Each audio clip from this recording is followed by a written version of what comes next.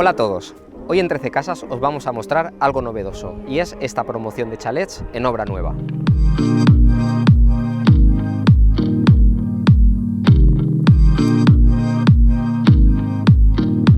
Una de las cosas importantes de la promoción es el aislamiento tanto térmico como acústico, lo que dota a la vivienda de una alta eficiencia energética. Si queréis ver más del interior de la vivienda, seguidme.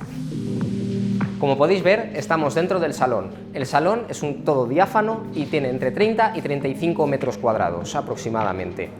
En esta planta disponemos de la escalera donde subimos a la zona de noche. A mano derecha disponemos de la cocina y a mano izquierda de un aseo de cortesía.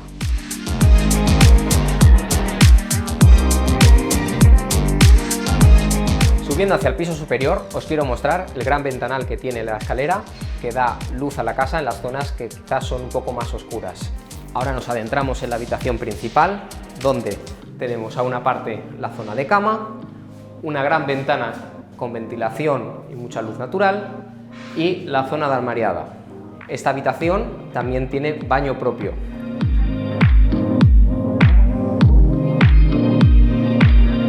En esta planta también encontramos dos habitaciones dobles que comparten baño, además de estar comunicadas por una terraza con vistas a la montaña.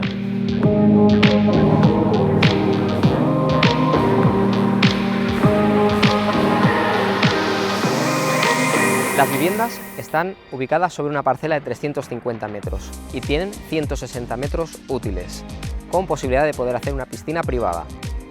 Espero que os haya gustado el vídeo y si queréis más información podéis entrar en 13casas.com.